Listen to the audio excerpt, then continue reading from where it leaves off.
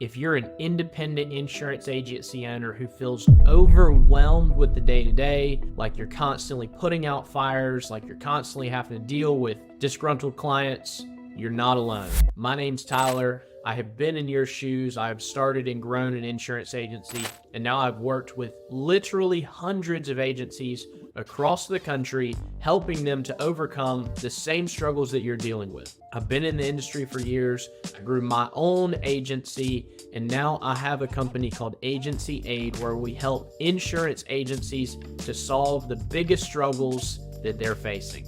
I know you're juggling a lot in your day-to-day. You've got to shop quotes for new clients. You've got to reshop renewals. You have to deal with all the incoming customer service questions and tasks, like answering billing questions or adding or removing drivers, sending out ID cards. I know it feels impossible to try and keep up with all of this, but that's where a virtual assistant comes in. So my team has training programs in place where we train virtual assistants to run my agency, and now we help others to do the same thing. This video series is going to show you the roadmap on how to get some quick wins with a virtual assistant. We're going to teach you what tasks a VA can handle, how to train them to do those tasks, and then the process of starting to move some of those things away from your desk and your team's desk onto the plate of your virtual assistant.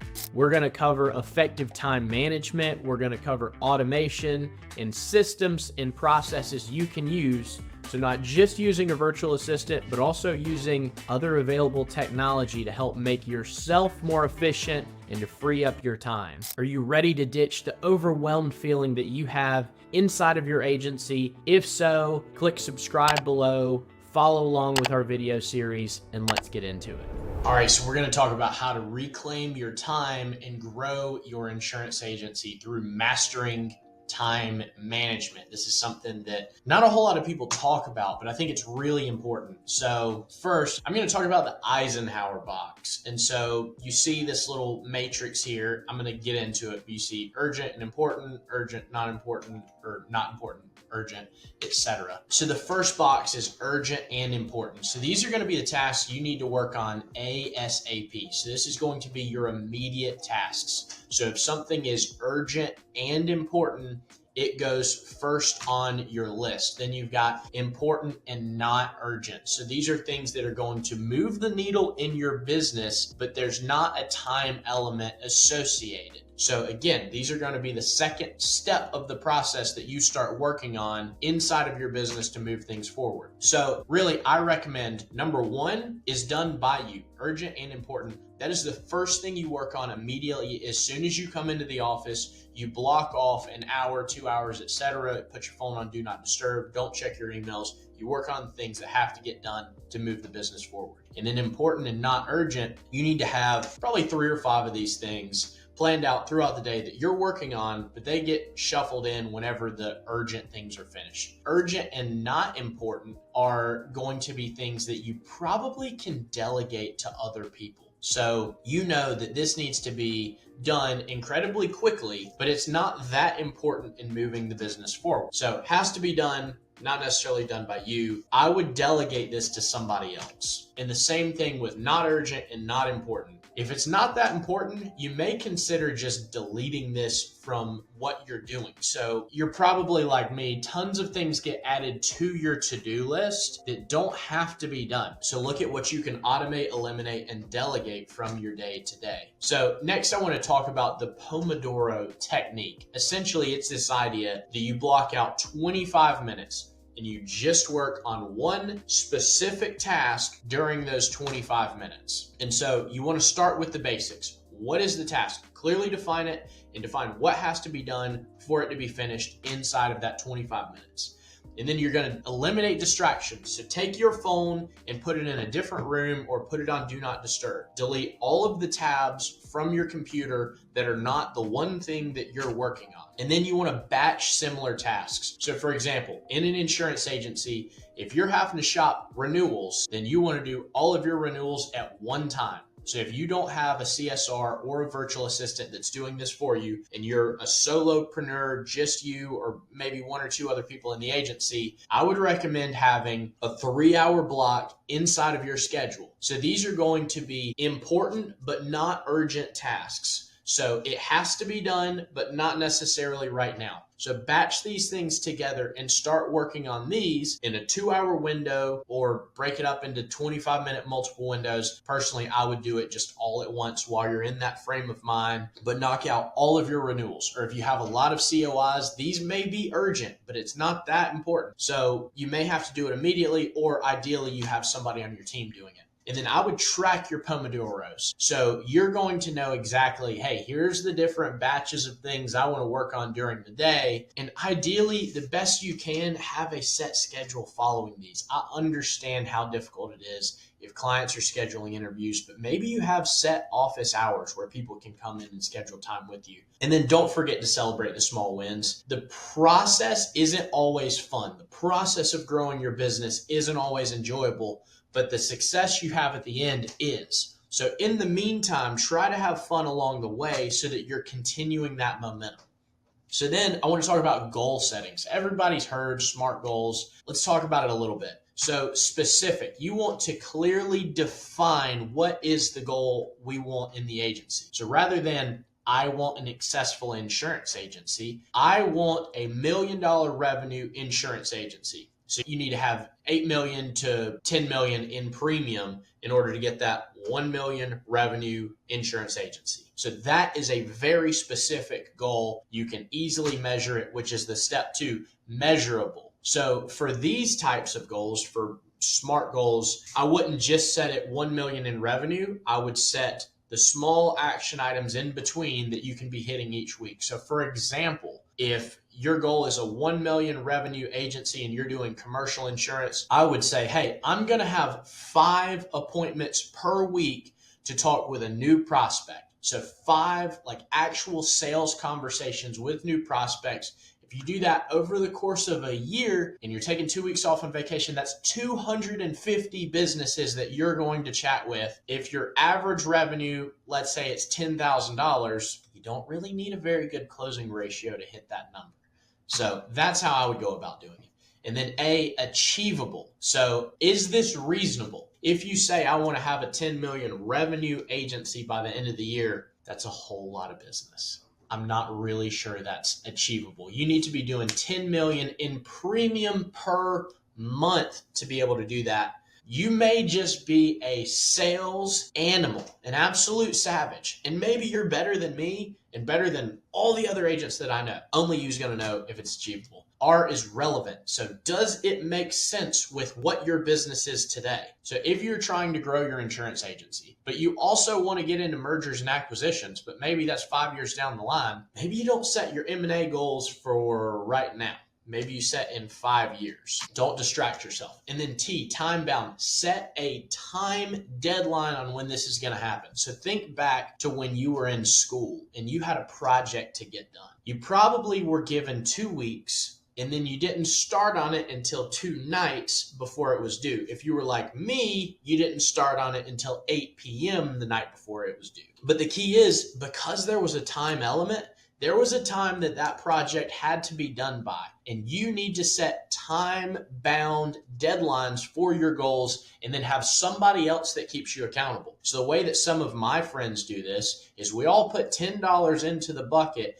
if we don't hit our goal, and then you just donate the bucket at the end of the year. Pick a charity. So you're doing good by missing your stuff, but nobody wants to lose out on the $10. $10 isn't that much, but just the thought of not hitting your goals and having to pay that in, nobody wants that. Nobody wants to be the one that lost that week. All right, so you need to minimize distractions in order to do this. So the biggest one for me and a lot of entrepreneurs is emails. So your email inbox is essentially a magical to-do list that other people give you. They're sending you things to do. And so I would recommend being very strategic about when you answer emails and how you do it. So for myself, I recommend to a lot of people having an assistant that assists you with emails. So you can outline several buckets of types of emails you get. You can assign different urgency levels to each of these emails. And if it's a client trying to bind coverage, maybe they go ahead and send you a message in Slack now to go ahead and address it. If it's something that's just a question that can be done anytime today, maybe you have a 1 hour batch of time at the end of the day when you sit down and answer all of those questions. Next is single tasking over multitasking. I know all of us, especially entrepreneurs, tend to think, I am incredible at multitasking. I am better than anybody else at doing all of the things. That may be true, but I promise you, if you're being pulled in multiple different directions, you're not as effective. And that's what we're looking for. So ideally, if you can work 4 hours and get the same amount done as it takes somebody else 8 hours, you're going to compound that over time. And that's what we're looking for. A customized do not disturb. So obviously there's going to be emergencies that happen. So maybe you set your do not disturb so that family can still reach you during this time period. But I recommend liberally using your do not disturb feature on your phone, email, etc., so that you're not distracted. So when you're working on the things that have to get done, the most important things to move the needle inside of your business, that's the only thing you're working on. Workspace optimization. So I like to have a very clean workspace. I like lots of room to move about on my desk. I'll also have a really big 6 foot wide whiteboard next to me. If ideas come up during the day, I write them on the whiteboard.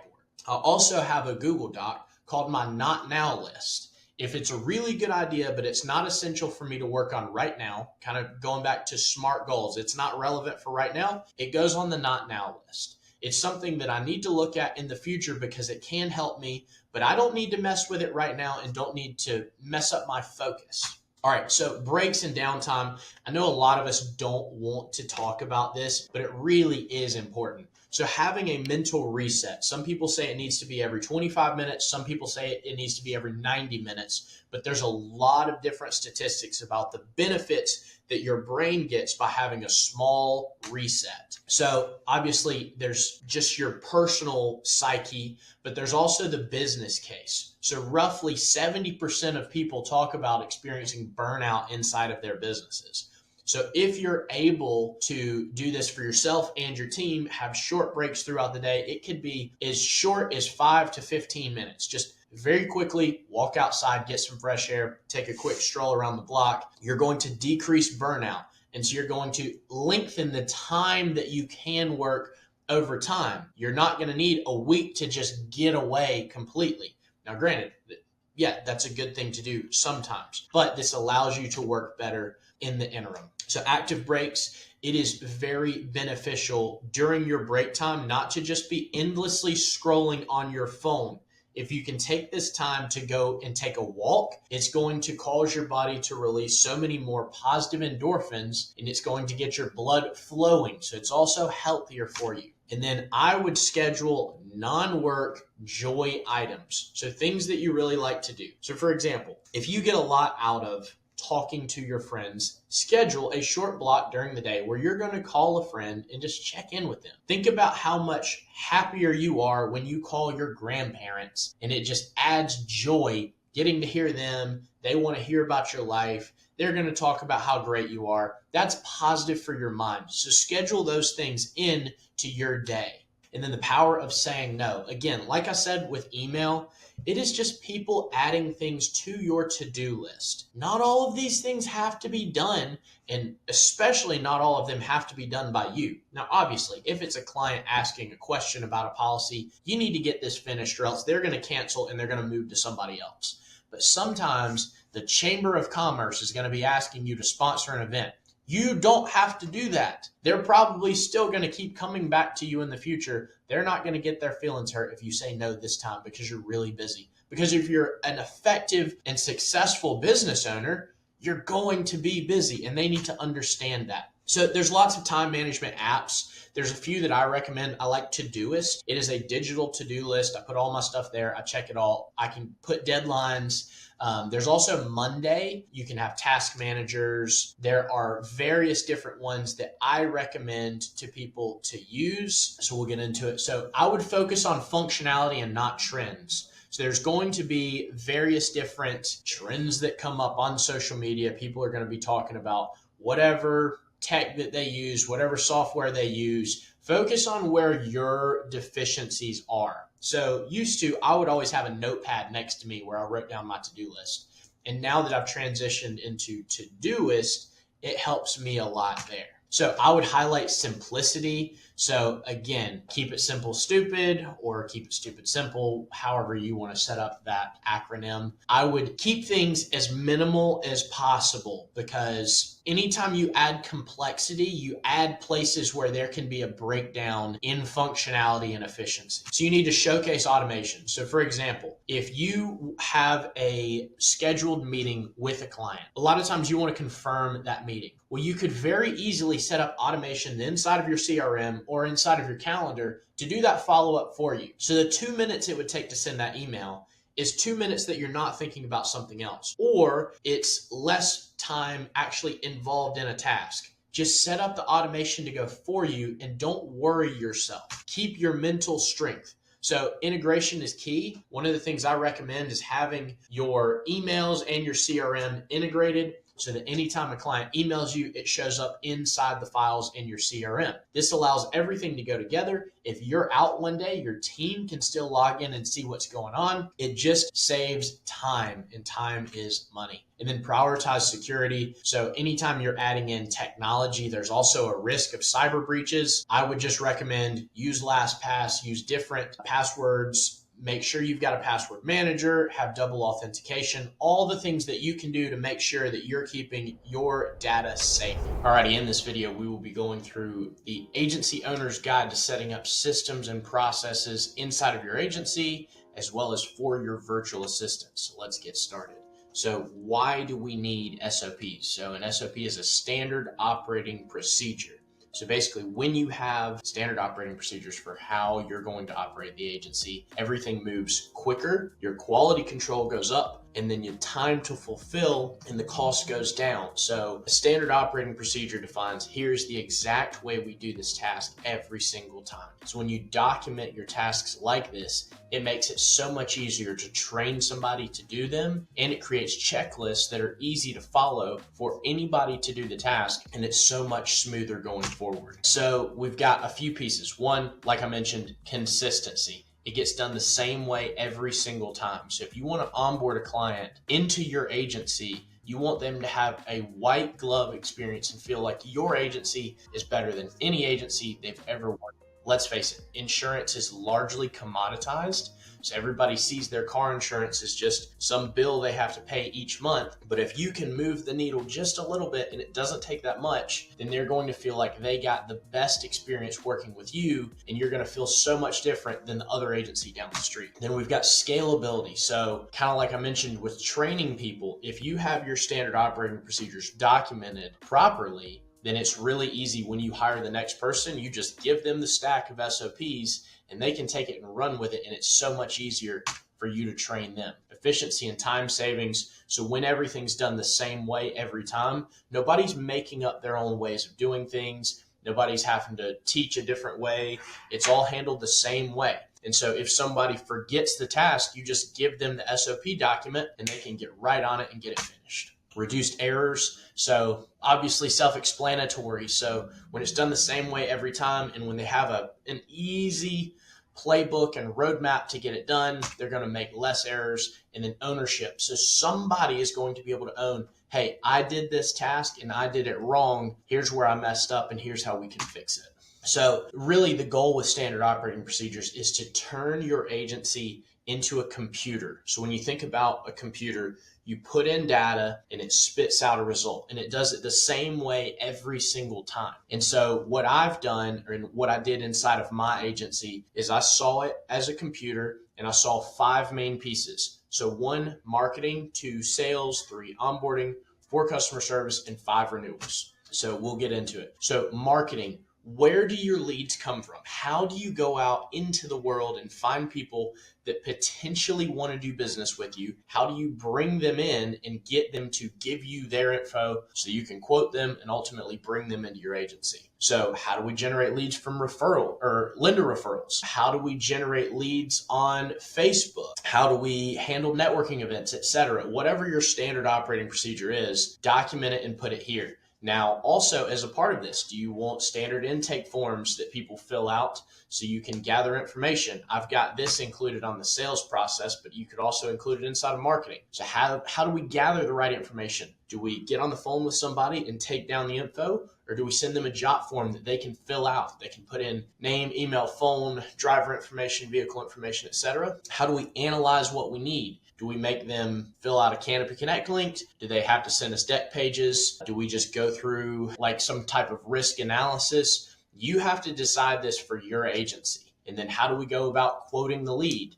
Do we plug it in the rater, or do we go specifically to the carriers we think are going to be worthwhile? What is our process like? Do we have minimums? Do we write state minimums, or do we do 100, 300, 100 on bodily injury? All the different pieces you have to decide for your agency, but once it's done forever. And so then how do we get them to switch? This is your actual sales track that you take people through, show them where we're at, show them where we need to be, and then bridge the gap. And that bridge should be buying insurance from your agency. Next, we go into onboarding. So this, like I mentioned a minute ago, is where you have the greatest opportunity to make the most difference with your clients. So how many touches do you want to make throughout the year? Do you want to be consistently following up with them? What do you want them to see? How do you want them to feel? What expectations do you want to set? Is there a specific medium you want to communicate? Do you want them to send their questions to your email inbox? Do you want them to text you? Do you want them to call? If you want them to call, what number do you want them to call? So all the different expectations, you can't expect clients to operate how you want unless you tell them. And so that was one of my issues early on, is I was giving everybody my cell phone, and then I was mad when on the weekends I was getting calls. So I needed to switch and start having people just call the agency line. So then we've got customer service. So you've already sold the client, you've got them in the agency. There's obviously tasks that you have to do. Add or remove drivers, add or remove vehicles, send certificates of insurance, all the different things that come up in the day-to-day. So what are the most common tasks that we do? Start with those. And then how do I want them done every single time? And obviously, you may have to do it differently for different carriers. Like you're probably going to have to record a video, how to add a driver in Travelers, how to add a car in Progressive, etc. So it's a little bit time consuming. Sorry, you're trying to build a business that runs without you. So it's just part of it. And then can we use any automation to shorten the time it takes to do these things? So for example, do we want to make a customer service form that they can fill out on the website, that as soon as they fill it out and fill in the info, it will drop it into a service pipeline so that we can track it and make sure it's done? That's something I did inside of my agency, and I would highly recommend it for you. And then finally, the renewals process. How do we make sure we keep the business on the books? So what does my dream renewal process look like? How far prior to renewal do I reach out to them? What does the client need to know? Like, do I pre-record a video letting them know, hey, everybody's rates are going up. Just expect it, but we're going to be proactive shopping you. Do we want to reshop every client? What information do we want? So for example, inside of my agency, 60 days prior to renewal, they were getting texts and emails from my team. And inside of that text was a link to a form. And that was our renewal form. We said, hey, you have to fill this out prior to renewal for us to work on the shopping your insurance. Fill out this link. And it's basically just asking them, hey, have you had any changes? Have you bought anything new inside of your home? Have you made any improvements? Have you added any drivers, added any vehicles? Have you bought any toys, ATVs, anything like that? And so this allows you to, one, properly take care of their risk management, but two, cross-sell your book of business. And so it was incredibly beneficial for myself and my agency, and now the agencies we work with that have done the same thing. It has been fruitful for them as well. So I highly recommend doing that. So from there, communication and project management tools. So you've got the standard operating procedures inside of your agency. It's documented. You've given it to a virtual assistant. Now, how do you communicate with them day to day? So one tool is Asana. So it's a task manager. So you could put your daily tasks that you want the VA doing inside of Asana, and they just check it off every day. And you could have links to those SOPs on your recurring tasks. Next is Slack. Slack is how I like to communicate, but there's tons of different tools. So this is just a messenger app. Everybody can go in and send messages back and forth. You can make different channels. So you can make a marketing one, sales one, etc. And you can tie in automation inside of Slack as well. Zoom or Google Meet. I recommend getting on calls with your team members. So we all know the sales adage, people buy from those they know, like, and trust. Well, it's the same thing for working with people. Your people need to really like you. And the only way you can do that and build relationships is by getting on calls with them and spending time with them. If they are not in the office, you got to figure out some other way, and Zoom or Google Meet is currently the best option. Then you need a CRM, so a customer relationship manager. This is how you follow up with your prospects. And so here's a few that are insurance specific that our clients work with. So Agency Zoom, Agency Block, Agent CRM. There are other CRMs that have their own little versions. There's High Level. A lot of people use Go High Level. It doesn't necessarily integrate with a lot of agency management systems. I know that NowCerts has their own version. I'll mention them in a second. I believe that EasyLinks has their own CRM, but these are some. Agency Zoom is the one that I've personally had quite a bit of experience with, and a lot of our clients use as well. I recommend the Service Center inside of Agency Zoom. So if you are using their pipeline, the sales pipeline, you can also have the service pipeline. And so anytime a customer service task comes in, it will trigger and fire automation as well. Then AMS, which is an agency management system. So you will tie in your carriers with your agency management system so that anytime there's a cancellation, a policy change, etc., it downloads that information into your AMS and notifies you and your team. So it integrates back and forth with the carrier. It will also notify you of commissions. It will help with accounting and things like that. Here's some of the most common AMSs that we work with. So NowCerts, each of these has different pros and cons. NowCerts is one that a lot of agencies that I work with on the commercial side of things use. Better Agency, it has got some elements of CRM tied in as well. QQ Catalyst and EasyLinks are probably the two biggest ones that we work with. HawkSoft's incredible on customer service. So it just comes down to what you're looking for. They're all very different. If you're new to the space, I would recommend getting on demo calls with these people and just figuring it out. There are a lot of new players in the space as well, some AI powered ones. So definitely do your research before getting started, but an AMS is 100% necessary if you're running an independent agency. All right, so now just some tips and tricks. I would highly recommend in any of your workflows, you set deadlines. So anytime something comes into the agency, I always expected that quotes should be done same day. No matter what, we get quotes out the door same day to our prospects, unless it's like end of the day. If it comes in at 4 and everybody leaves at 5 and we have multiple quotes coming in, that's understandable. But you just need to have systems and processes in place. And so you also need to ensure your VA has access to everything that they need. I believe we've covered this in some of our previous videos, but you need to make sure you have LastPass set up so they can log in and get access to the different carriers you need. Make sure they have access to the AMS if they need it. I would definitely recommend the CRM, and then access to all of your different standard operating procedure documents. So that if you have them a daily calendar and it's set up inside of Asana, hey, at 8 you do this, 9 you do this, 10 you do this, and then they have links to all the standard operating procedures documents, should be fairly easy to manage that person, because you can just go in and see, was this checked off? And then you can go into your email inbox or your CRM. Okay, these tasks were finished, and move along the pipeline, and you'll feel the agency getting easier and less stressful for yourself. All right, so some things you need to consider is one, security, cybersecurity. So you need to make sure you've got double authentication.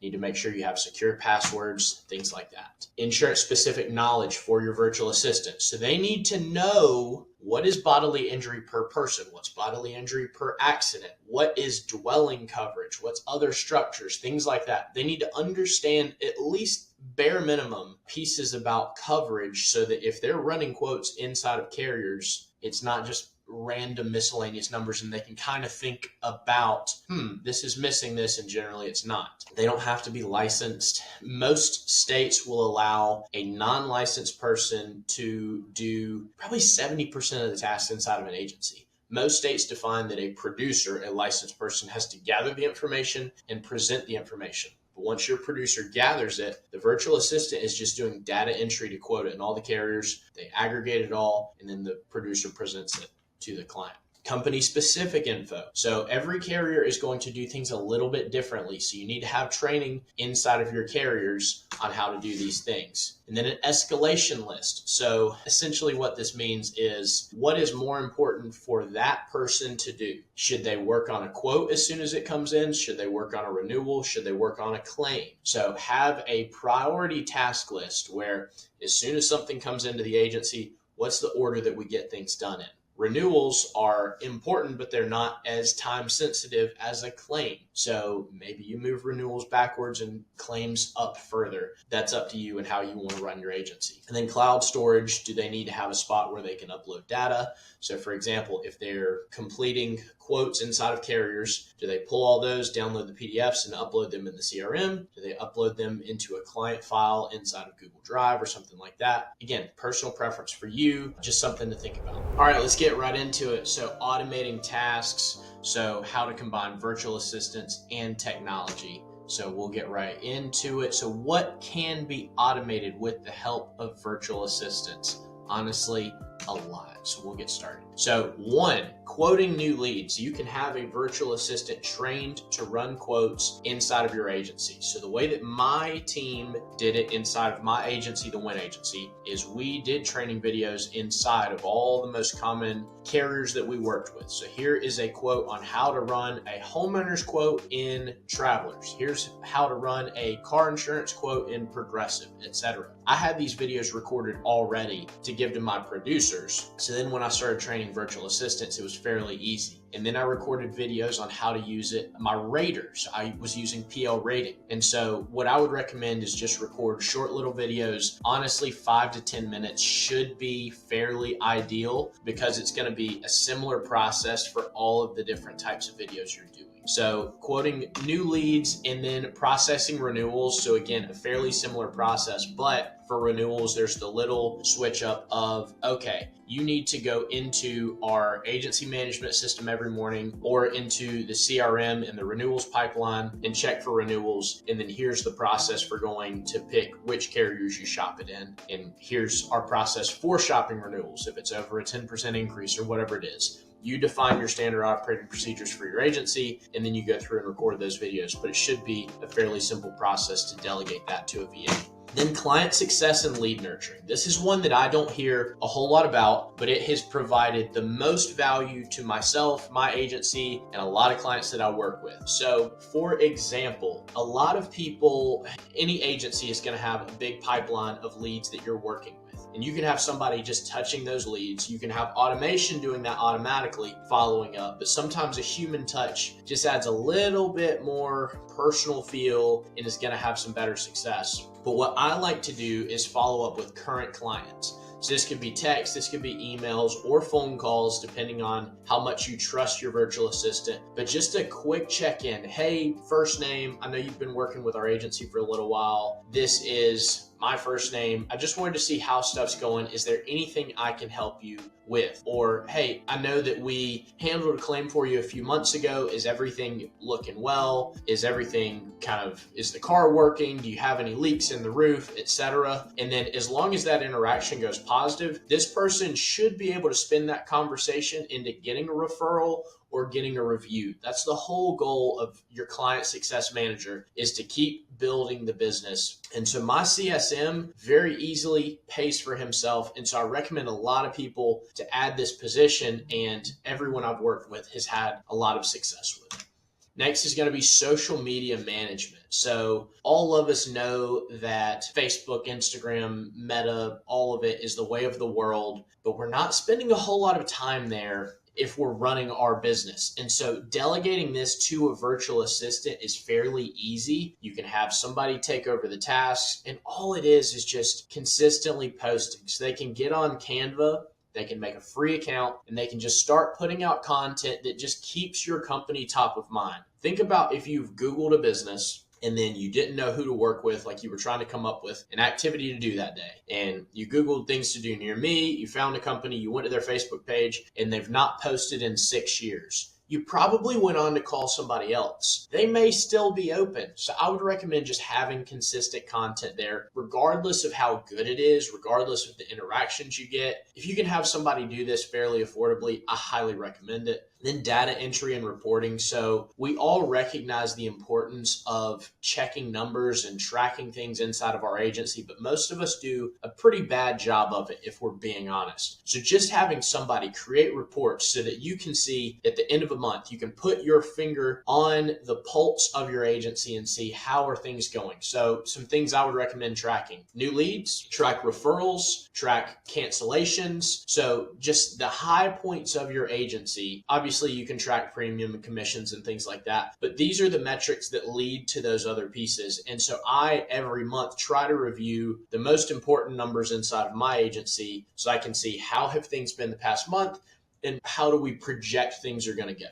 And then finally, calendar and email management. So I recommend having somebody trained on how you like to have your email managed. So for example, you're probably going to have 6 different types of buckets inside of your email inbox. You may have client interactions, you may have underwriter interactions, you may have random policy questions, you may have the carrier correspondences, like the carrier's just sending their marketing materials. And so if you make several buckets of, hey, when this type of email comes in, here's how you handle it, it's very easy to delegate that to someone else. And then another piece is calendar management. So for example, if you've got clients reaching out and want to meet with you, you can have your virtual assistant inside of your email, just booking those appointments for you. All you're trying to do is grab 5 and 10 minutes back here and there. But at the end of the day, if you've gained 2 hours, that's 10 hours a week. So that's a quarter of your work week added back very easily just by having one person that their sole job is just to free your mind to think about higher level tasks. So there's a lot of tools and softwares that I use and that I recommend clients to use. So we'll get into those. So first, a CRM with texting and email capability. Most good CRMs are going to have this, but you need to have the ability when you drag a lead between pipelines for texts and emails to go ahead and start going out. Like I've said in previous videos, most of insurance is C-level players, and to move the needle just a little bit doesn't take that much. So for example, I have tags inside of my pipeline for loan officer referrals. So whenever my virtual assistant drags a lead from quoting to quoted, it will send an email to me letting me know that the lead is ready to present, or it will send it to whichever producer is tagged in that pipeline. But if we also have a LO tag on it and we have a loan officer assigned, it will send an email to them. Hey, we just finished processing the quotes. It's going to be in your inbox shortly. If you need something, if you have any questions, please let me know. Hope you're having a great day. It's just that one extra little touch. And we also have texts that are going out to clients. So whenever a lead moves to presented, we have a full follow-up sequence over the course of the next 2 weeks to try and get them on a phone call with myself or my team to make sure we can close that sale. Or else we did all that work for nothing. Next, a form builder. So a lot of people use Jot forms, there's WordPress forms, there's various different softwares that you can use to build a form. All you're trying to do is intake data in a clean way. So you want to make sure that all of your data that goes in your AMS and your CRM is formatted the same way every time. So anytime I'm running a quote for a new client, either I send the form to them to fill out, or myself or my producer, when we're on the phone, we're filling out that form so that the same data comes in the same way every time. And it makes it very easy for virtual assistants to run quotes. It makes it easy for anybody to go into the CRM and quickly get to the information they need. It's all systematized and I highly recommend it. Next, Zapier for cross-app triggers. So essentially, what you're going to do is you're going to tie in your form builder. So any forms that you make, you want to make sure that they zap into the correct pipelines inside of your CRM and trigger the automation. So this keeps you from having to do any data entry. Zapier can also send you a notification whenever something's finished, and we're going to get more into that in a second. You can make sure that you're tying pieces in your AMS, in your CRM. Zapier allows everything to communicate to save you time so that you're not entering information into multiple platforms. Then we need a task manager process. So for example, some CRMs are going to have the capability so that anytime a new lead moves pipelines, it will start tasks that need to be done. So for example, If you've got a lead being quoted right now in your sales pipeline and they move into the quoting stage so that somebody needs to work on that quote, you can have it set up tasks that your virtual assistant or your CSR checks off. So quote the home in this carrier, quote the home in this carrier, quote the home in this carrier. So you just check off all the pieces as they're going down. Or if you have an onboarding process, you need to make sure welcome email goes out. You need to make sure that apps are signed, and you need to make sure that this, that, and the other is completed, whatever your process is. But having a task manager so that you can easily see that all the tasks are being completed allows you as the owner of the agency to assume more of a CEO role. You can very easily get a pulse on the agency. You can see, is everything getting done? No, it's not getting done. Who's not completing it? Do I need to offer better training, or do I need to see about replacing this person? Or are they too overwhelmed? Do we need to bring in somebody else? It just allows you to make decisions so much more quickly because now you have data. And then 5, automated Google review requests. This is a minor one. It is not a must-have, but it's definitely a nice-to-have. So we all know that Google is the top search engine out there, and Google reviews are how so many people decide who they're going to work with. So they may search your agency and make sure you have good reviews, but also if they're searching car insurance near me and you've got the most Google reviews, you're going to rank higher on the page theoretically, and you're going to have a better chance at getting that client. So it's going to help your sales and help your retention long term. Next is balancing automation with oversight for quality control. So kind of the idea here is you can automate anything under the sun, but at some point you're going to lose quality. So how do we make sure that that doesn't happen? So first is clear standard operating procedures. You need to define very clearly what you want your agency to feel like. Like when a client works with you, how do they feel? You want to make sure that they're getting lots of interactions from your agency. The more touches they get, the more they're going to feel like, oh, these people are really on top of the ball. But it's catch-22, because if you're just sending them a text message every day, it's a bit excessive if it's just for car insurance, because they really don't need you until they have a claim or until they have a question. So just get very intentional about what do I want the feel to be like, and then make sure that your virtual assistants and team members are following those steps. Then you need to have regular reviews and check-ins. You need to check in with your team and make sure, is everything getting completed? Is everything getting done? Do you have any questions? How do you think we can improve these pieces? Track performance. So key performance indicators are really the key here. So make sure that people are hitting the metrics that they need to be hitting. And then client feedback mechanisms. If you've got some VIB clients that you're just really close with, they can be friends or family members, have calls with them and say, hey, I need you to be brutally honest. Where are we missing the boat? What am I messing up? And how do we improve what we're currently doing? And then human touch for complex tasks. So there's going to be things that you can't automate no matter how much you want to. And so you just need to have a human for these. Sometimes it can be a virtual assistant. If it needs to be just a customized text message or email, you can have a VA doing this. If you need to get on the phone and talk coverage, now obviously this has got to be done by a licensed individual. You're going to know your agency better than I do, and you'll know where these pieces are that you need. So if you have any questions, feel free to reach out to my team. I appreciate you guys watching this video, and we will see you on the next episode on how we can help continue improve your agency. If you got any questions, visit our website, agencyaid.com.